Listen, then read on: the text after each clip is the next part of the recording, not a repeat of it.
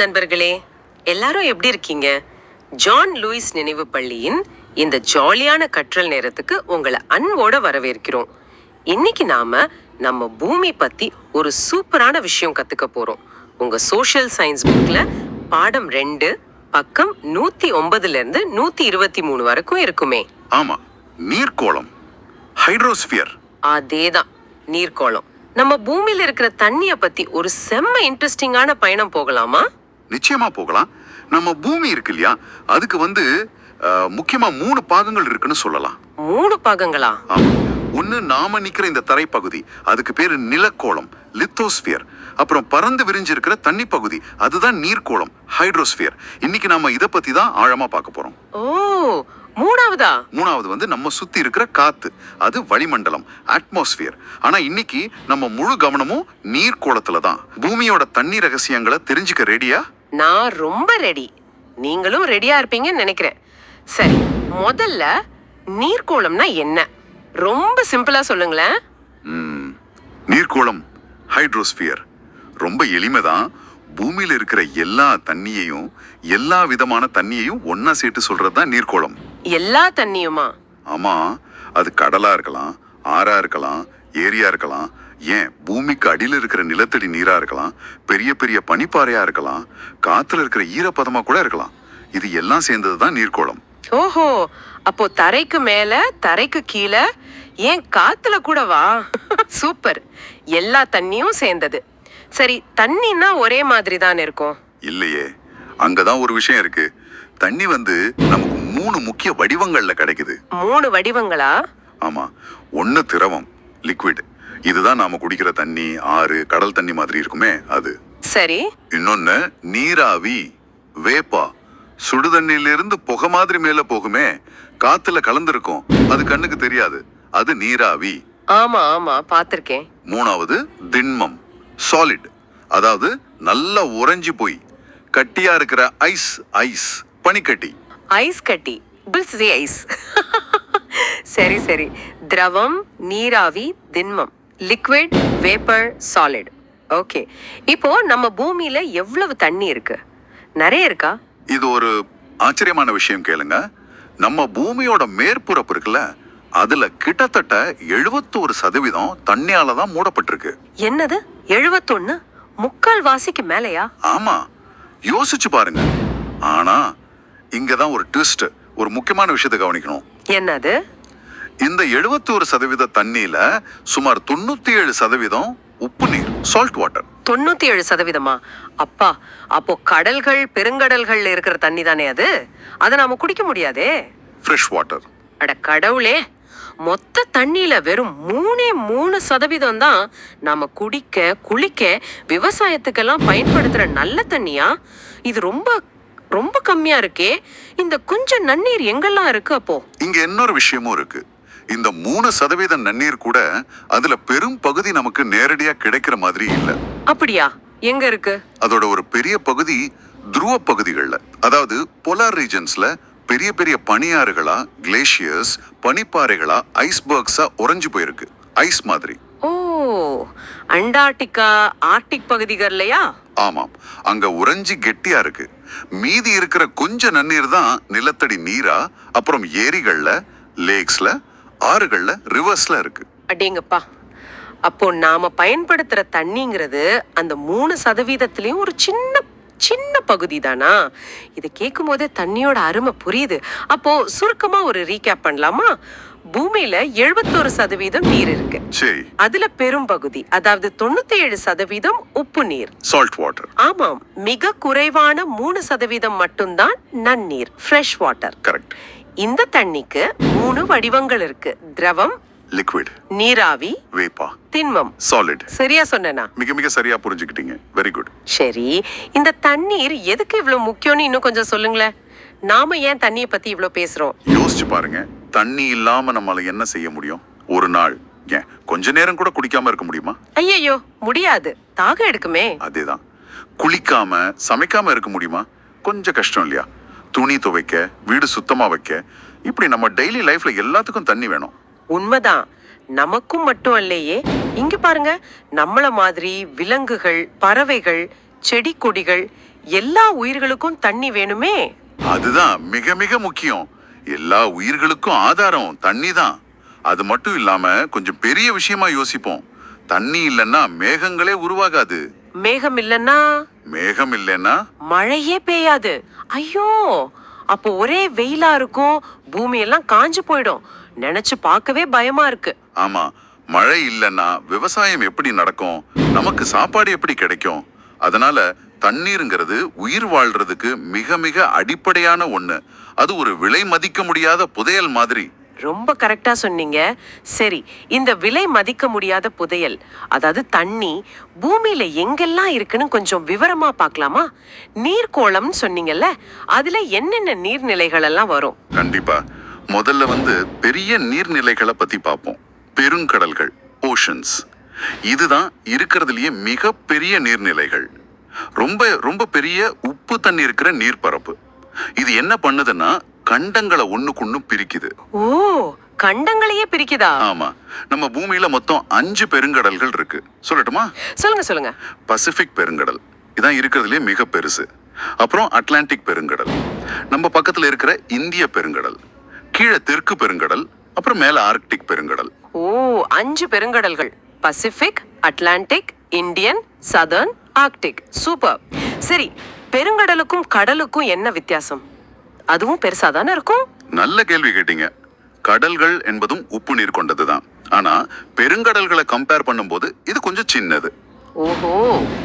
பெரும்பாலும் நிலப்பகுதிகளால் ஓரளவு சூழப்பட்டு இருக்கும். அப்புறம் ஒரு பெருங்கடலோட இணைஞ்சிருக்கும். உதாரணமா நம்ம இந்தியாவுக்கு மேற்கே அரபிக்கடல் இருக்கு இல்லையா? ஆமா. அது இந்திய பெருங்கடலோட ஒரு பகுதி தான். ஓ, புரிஞ்சது. பெருங்கடல் ரொம்ப பெருசு, தனியா கண்டங்களை பிரிக்குது. கடல் கொஞ்சம் சின்னது, நிலத்தோட ஒட்டி பெருங்கடலோட சேர்ந்திருக்கு. ரெண்டுமே உப்பு நீர் தான். கரெக்ட். பெர்ஃபெக்ட். சரி, அப்போ நன்னீர் எங்க கிடைக்குது? குடிக்கிற தண்ணி.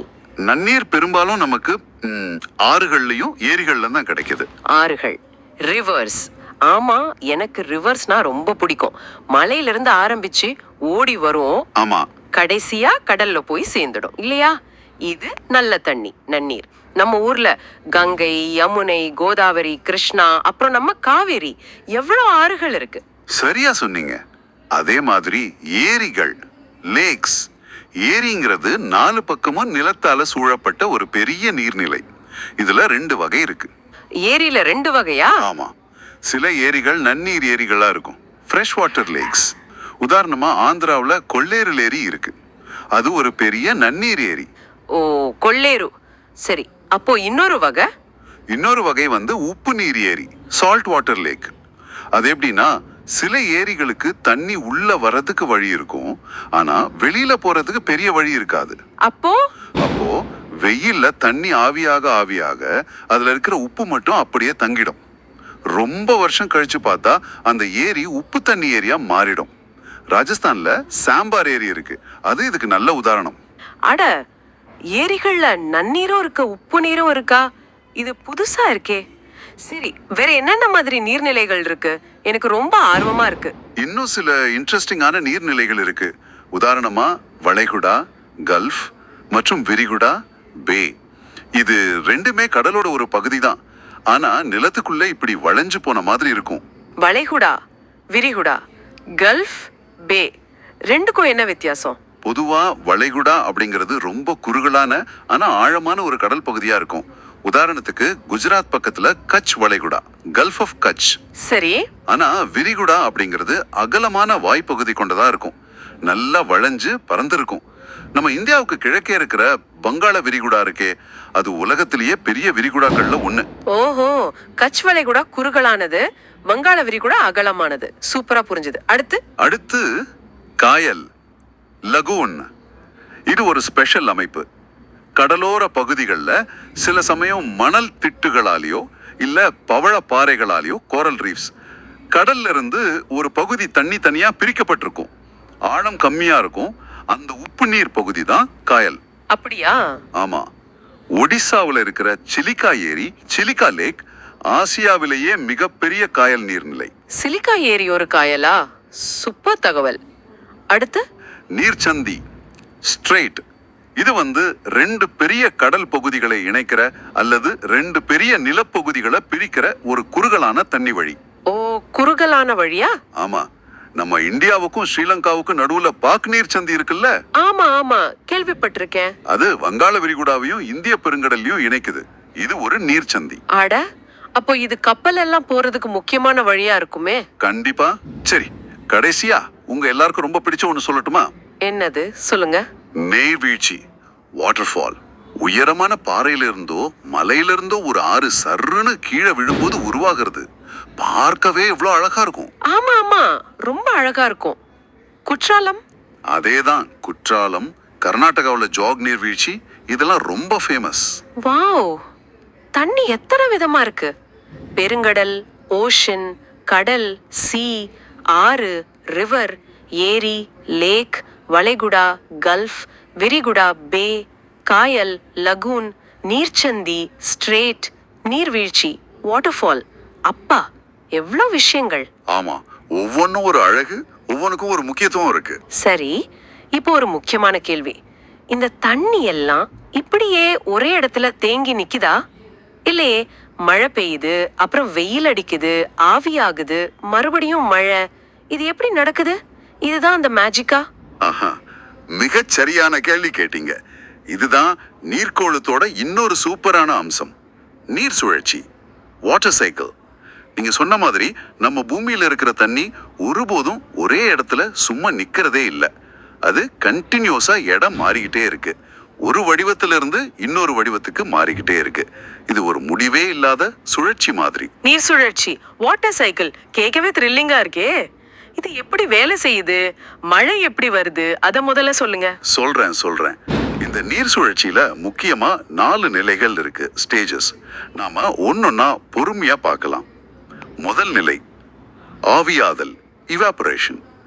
சூரியன் இருக்காரு இல்லையா, அவரோட வெப்பம் கடல்கள், ஆறுகள், ஏரிகள் மாதிரி நீர்நிலைகள் மேல படும்போது அந்த தண்ணிய சூடாக்குது. அப்படி சூடாகும் போது தண்ணி கண்ணுக்கு தெரியாத சின்ன சின்ன நீர் துளிகளா, அதாவது நீராவியா மாறி மெதுவா காத்துல கலந்து மேல மேல போகுது. ஓ, நாம துணி துவைச்சு காய போடுறோமே, அப்போ துணியில இருக்கிற ஈரம் காஞ்சு போகுதே, அது மாதிரி தானே? அதேதான், பெர்ஃபெக்ட் உதாரணம். அதுவும் ஆவியாதல் தான், இவாபரேஷன். சரி, இப்போ இப்படி மேல போன நீராவி என்ன ஆகும்னு நினைக்கிறீங்க? இரண்டாவது நிலை சுருங்குதல், காண்டென்சேஷன். மேல போக போக காத்து எப்படி இருக்கும்? சில்லுன்னு இருக்கும், குளிர்ச்சியா. ஆமா, அப்படி குளிர்ச்சியான உயரத்துக்கு போனதும் இந்த நீராவி மறுபடியும் கூலாகி சின்ன, மிக மிக சின்ன நீர்த்துளிகளா மாறும். ஓ, ஆவி மறுபடியும் தண்ணியா மாறுதா? ஆமா, இந்த மாதிரி லட்சக்கணக்கான சின்ன சின்ன நீர்த்துளிகள் ஒன்னா சேர்ந்துதான் நமக்கு மேகமா தெரியுது. அட, நாம ஒரு சில்லுன்னு இருக்கிற ஜூஸ் டம்ளரை வெளியில வைக்கும் போது கொஞ்ச நேரத்துல டம்ளரை சுத்தி வெளியில தண்ணி துளி வருமே, அது மாதிரி தானா? அருமையான உதாரணம். எக்ஸாக்ட்லி, அதுவும் சுருங்குதல் தான், கண்டென்சேஷன். சரி, இப்போ மேகங்கள், கிளவுட்ஸ் உருவாகிடுச்சு. அடுத்து என்ன? மூன்றாவது நிலை மழை பொழிவு, பிரிசிபிடேஷன். மேகங்கள்ல இருக்கிற இந்த சின்ன சின்ன நீர்த்துளிகள் இருக்குல்ல, அது ஒன்னோட ஒண்ணு மோதி ஒன்னா சேர்ந்து கொஞ்சம் கொஞ்சமா பெரிய துளிகளா மாறும். பெருசாகிட்டே போகுமா? ஆமா, அப்படி பெருசாகி ரொம்ப கனமாகி அதுக்கு மேல காத்துல மிதக்க முடியாது. அப்ப என்ன ஆகும்? கீழே விழுந்துடும். அதுதான் மழையா? ரெயின். அதேதான், அதுதான் மழை, ரெயின். ஆனா மழை மட்டும் இல்ல, வேற என்ன வரும்? சில சமயங்கள்ல உயரத்துல ரொம்ப பயங்கர குளிரா இருந்தா இந்த நீர்த்துளிகள் தண்ணியா வராம உறைஞ்சு சின்ன சின்ன பனிக்கட்டியா விழலாம். ஓ, பனிமழை, ஸ்னோ. ஆமா, இல்லனா சில சமயம் பெரிய பெரிய ஐஸ் கட்டிகள் மாதிரி படபடான்னு விழும். அது ஆலங்கட்டி மழை, ஹெயில். ஐயோ, ஆலங்கட்டி மழையா? தலையில விழுந்தா வலிக்குமே. அப்புறம் சில நேரம் காலையில புல் மேல, இலை மேல எல்லாம் சின்னதா முத்து மாதிரி தண்ணி துளி இருக்குமே, அது பனித்துளி, டியூ. இது எல்லாமே மழை பொழிவோட வெவ்வேறு வடிவங்கள் தான். ஓ, மழை, பனி, ஆலங்கட்டி மழை, பனித்துளி, இத்தனை இருக்கா? சூப்பர். சரி, இப்போ மழை மூலமா தண்ணி பூமிக்கு வந்தாச்சு, அதுக்கப்புறம் என்ன ஆகும்? பூமி மேலே நிக்குமா? நான்காவது நிலை வழிந்தோடுதல் மற்றும் ஊடுருவல், ரன் ஆஃப் அண்ட் இன்ஃபில்ட்ரேஷன். இப்படி பூமிக்கு வந்த தண்ணியில ஒரு பகுதி என்ன ஆகும்னா நிலத்தோட மேற்பரப்புல ஓடும். பள்ளத்தை நோக்கி ஓடும் இல்லையா, ஆமா. அதுக்கு பேரு வழிந்தோடுதல், ரன் ஆஃப். இப்படி ஓடுற தண்ணி தான் சின்ன ஓடைகள், சிற்றாறுகள் வழியா போய் பெரிய ஆறுகள்ல கலந்து கடைசியா மறுபடியும் கடலுக்கே திரும்ப போகுது. ஓ, கடலுக்கு போயிடுதா? சரி, எல்லா தண்ணியும் இப்படி ஓடிடுமா? இல்ல, இன்னொரு பகுதி தண்ணி என்ன ஆகும்னா மண்ணுக்குள்ள மெதுவா உறிஞ்சப்படும். ஸ்பாஞ்ச் தண்ணிய உறிஞ்சுற மாதிரி. மண்ணுக்குள்ள போகுமா? ஆமா, இதுக்கு பேரு ஊடுருவல், இன்ஃபில்ட்ரேஷன். இப்படி மண்ணுக்குள்ள போன தண்ணி தான் கீழே போய் நிலத்தடி நீரா கிரவுண்ட் வாட்டரா சேமிக்கப்படுது. ஓ, கிரவுண்ட் வாட்டர். அதத்தானே நம்ம கிணறு, போர்வெல் எல்லாம் போட்டு எடுக்கிறோம். சரியா சொன்னீங்க. அந்த நிலத்தடி நீரைத்தான் நம்ம எடுத்து பயன்படுத்துறோம். அப்போ கடலுக்கு போன தண்ணி, நிலத்தடி நீரா மண்ணுக்குள்ள இருக்கிற தண்ணி, இது மறுபடியும் சூரியனால சூடாகி ஆவியாகும், எவாபரேஷன். அப்புறம் மேல போய் மேகமாகும், கண்டென்சேஷன். அப்புறம் மழையா வரும், பிரசிபிடேஷன். அப்புறம் ஓடும், ஊடுருவும், ரன் ஆஃப் அண்ட் இன்ஃபில்ட்ரேஷன். அப்பா, இது ஒரு சர்க்கிள் மாதிரி போய்கிட்டே இருக்கு. நிக்கவே நிக்காதா? நிக்கவே நிக்காது. இதுதான் நீர் சுழற்சி, வாட்டர் சைக்கிள். ஆவியாதல், சுருங்குதல், மழை பொழிவு, வழிந்தோடுதல், ஊடுருவல். இந்த 4 நிலைகளும் தொடர்ந்து மாறி மாறி நடந்துகிட்டே இருக்கு. இது ஒரு அற்புதமான இயற்கையான முடிவே இல்லாத சர்க்கிள். சர்க்கிள் கேட்கவே பிரம்மா இருக்கு. அப்போ சூரியன் தான் இந்த சைக்கிளை ஸ்டார்ட் பண்றார், எவாபரேஷன். மேல போன நீராவி கூலாகி மேகமா மாறுது, கண்டென்சேஷன். மேகத்துல இருக்கிற தண்ணி பூமிக்கு திரும்புறது, பிரசிபிடேஷன், மழை, பனி, ஆலங்கட்டி.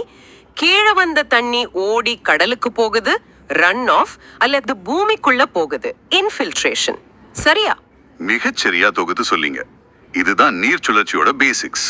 ஆனா எனக்கு ஒரு சின்ன சந்தேகம் வருதே. இவ்ளோ தண்ணி இருக்கு, நீர் சுழற்சி மூலமா திரும்ப திரும்ப கிடைக்குதுன்னு சொல்றோம். அப்புறம் ஏன் சில சமயங்கள்ல தண்ணி பஞ்சம் வருது?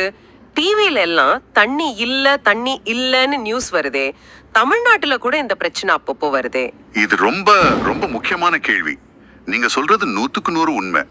இதுக்கு பேரு நீர் பற்றாக்குறை, வாட்டர் ஸ்கேர்சிட்டி. இதுக்கு பல காரணங்கள் இருக்கு. என்னென்ன காரணங்கள்? ஒண்ணு, நாம முதல்லயே பார்த்த மாதிரி நமக்கு கிடைக்கிற நன்னீர் அளவு ரொம்ப கம்மி. மொத்த தண்ணில வெறும் 3% தான். அதுலயும் பெரும்பகுதி பனிக்கட்டியா இருக்கு இல்லையா? ஆமா. 2வது, நம்ம மக்கள் தொகை அதிகமாயிட்டே இருக்கு. அப்போ தண்ணியோட தேவையும் அதிகமாகுது. ஆனா தண்ணி அளவு அதேதான் இருக்கு. சரிதான். 3வது, மழை. இந்த நீர் சுழற்சி நடந்தாலும் எல்லா வருஷமும் ஒரே மாதிரி மழை பெய்யறது இல்ல. சில சமயம் கம்மியா பெய்யுது, சில சமயம் சில இடங்கள்ல சுத்தமா பெய்யறது இல்ல. ஓ, அதுவும் ஒரு காரணமா? ஆமா. இது இல்லாம நாமளே செய்யற தப்புகளும் இருக்கு. என்ன தப்பு? நாம தண்ணிய வேஸ்ட் பண்றோமா? ஆமா, அது ஒண்ணு. அதை விட மோசமா நாம தண்ணிய மாசுபடுத்துறோம், வாட்டர் பொல்யூஷன். வாட்டர் பொல்யூஷன் அப்படின்னா தொழிற்சாலைகள்ல இருந்து வர்ற கழிவு நீர், நம்ம வீடுகள்ல இருந்து வர்ற கழிவு நீர், நம்ம போடுற குப்பைகள், பிளாஸ்டிக், இது எல்லாத்தையும் ஆறுகள்லயும் ஏரிகள்லயும் கடல்லயும் கலக்குறோம் இல்லையா? ஆமா, சிலர் அப்படி பண்றாங்க. அதனால நல்லா இருக்கிற தண்ணி கூட கெட்டு போய் விஷமாகி பயன்படுத்தவே முடியாத அளவுக்கு மாறிடுது. இதுதான் நீர் மாசுபாடு. ஐயோ, இது ரொம்ப தப்பு இல்லையா? நல்ல தண்ணியை எப்படி கெடுக்கலாமா? இது ரொம்ப கவலையான விஷயமா இருக்கே. அப்போ நாம என்னதான் செய்யணும்? நாம செய்ய வேண்டிய மிக முக்கியமான விஷயம் நீர் பாதுகாப்பு, வாட்டர் கன்சர்வேஷன். வாட்டர் கன்சர்வேஷன்னா? அதாவது தண்ணியை சிக்கனமா கவனமா பயன்படுத்தணும். ஒரு சொட்டு தண்ணியை கூட வீணாக்க கூடாது. அதுக்கு நாங்க, அதாவது உங்களை கேட்டுட்டு இருக்கிற குழந்தைங்க என்ன செய்ய முடியும்? நீங்க நிறைய சின்ன சின்ன விஷயங்கள் செய்யலாம். ஆனா அது பெரிய மாற்றத்தை உண்டாக்கும். உதாரணமா, பல் தேய்க்கும் போது பிரஷ்ஷை நினைச்சிட்டு பேஸ்ட் போட்டுட்டு குழாயை மூடிடணும். தேய்ச்சி முடிச்சு வாய் கொப்பளிக்கிற வரைக்கும் தண்ணி ஓடிக்கிட்டே இருக்க கூடாது. அதுக்கு பதிலா ஒரு குழையில கப், மக் தண்ணி பிடிச்சு வச்சு யூஸ் பண்ணலாம். ஓ, இது ஈஸி தானே, செய்யலாம். அதே மாதிரி குளிக்க ஷவர் பயன்படுத்தினா நிறைய தண்ணி வேஸ்ட் ஆகும். அதுக்கு பதிலா ஒரு வாளியில தண்ணி பிடிச்சு குளிச்சா எவ்வளவு தண்ணி யூஸ் பண்றோம் நமக்கு தெரியும். சிக்கனமா பயன்படுத்தலாம். சரி, வாளியில குளிக்கிறது ஓகே. அப்புறம் பாத்திரம் கழுவும் போது, கை கழுவும் போது குழாயை முழுசா திறந்து விடாம தேவையான அளவுக்கு மட்டும் யூஸ் பண்ணிட்டு உடனே மூடணும். எங்கேயாவது குழாயில தண்ணி சொட்டு சொட்ட ஒழுகுறத பார்த்தா உடனே வீட்டுல அப்பா அம்மா கிட்டயோ ஸ்கூல்ல டீச்சர் கிட்டயோ சொல்லி அதை சரி பண்ண சொல்லணும். ஆமா, சும்மா சொட்டுதானேன்னு விடக்கூடாது. சிறு துளி பெருவெள்ளம்னு சொல்லுவாங்க இல்லையா? அப்போ தண்ணியை சேமிக்கிறது ரொம்ப ரொம்ப முக்கியம். ஏன்னா நன்னீர் ரொம்ப குறைவா இருக்கு. ஆமா, அது எல்லா உயிர்களுக்கும் அவசியம். நமக்கும் நம்மளோட அடுத்த தலைமுறைக்கும் தேவை. சரியா? அருமையா சொன்னீங்க. 100க்கு 100 உண்மை. அதுதான் மிக முக்கியம். இப்போ நீங்க லிசனர்ஸ் உங்க வீட்லயும் உங்க பள்ளிக்கூடத்திலையும் தண்ணியை சேமிக்க இன்னும் என்னென்ன புது வழிகளை கண்டுபிடிக்க முடியும்னு யோசிச்சு பாருங்க. உங்க ஃப்ரெண்ட்ஸோட சேர்ந்து இதை பத்தி பேசுங்க. சின்ன சின்ன ஐடியா கூட பெரிய மாற்றத்தை ஏற்படுத்தும். நிச்சயமா நாங்க எல்லாரும் சேர்ந்து யோசிப்போம். வாவ், இன்னைக்கு நாம நீர்க்கோளம் பத்தி எவ்வளவு விஷயங்கள் கத்துக்கிட்டோம். நீர்க்கோளம்னா என்ன, தண்ணியோட 3 வடிவங்கள், பூமியில 71% தண்ணி இருந்தாலும் குடிக்கிற நல்ல தண்ணி வெறும் 3% தான் ஒரு ஷாக்கிங்கான விஷயம். அப்புறம் பெருங்கடல், கடல், ஆறு, ஏரி, வளைகுடா, விரிகுடா, காயல், நீர்ச்சந்தி, நீர்வீழ்ச்சின்னு பலவிதமான நீர்நிலைகள் பத்தி தெரிஞ்சுக்கிட்டோம். அப்புறம் அந்த சூப்பரான மேஜிக் மாதிரி இருக்கிற நீர் சுழற்சி, evaporation, condensation, precipitation, run off, infiltration. ஆமா, கடைசியா தண்ணியோட முக்கியத்துவத்தையும் அதை ஏன் எப்படி சேமிக்கணும்னு தெரிஞ்சுக்கிட்டோம். ரொம்ப ரொம்ப யூஸ்ஃபுல்லா இருந்துச்சு. ரொம்ப சந்தோஷம். முக்கியமா ஒண்ணு ஞாபகம் வச்சுக்கோங்க, ஒவ்வொரு சொட்டு தண்ணீரும் ரொம்ப விலைமதிப்பற்றது, ப்ரெஷியஸ். அதை நாம எவ்வளோ கவனமா அக்கறையா பயன்படுத்துறோமோ அது நம்மையும் நம்ம பூமியும் அவ்வளோ நல்லா பார்த்துக்கும். கண்டிப்பா. ஜான் லூயிஸ் நினைவு பள்ளியின் இந்த சமூக அறிவியல் பாடத்தை இவ்ளோ ஆர்வமா கவனிச்சவங்க எல்லாருக்கும் எங்க சார்பா ஒரு பெரிய நன்றி. நீங்க எல்லாரும் சூப்பர் ஸ்டூடெண்ட்ஸ்.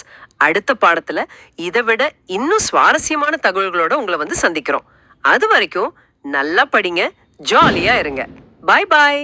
நன்றி குழந்தைகளே, பாய்.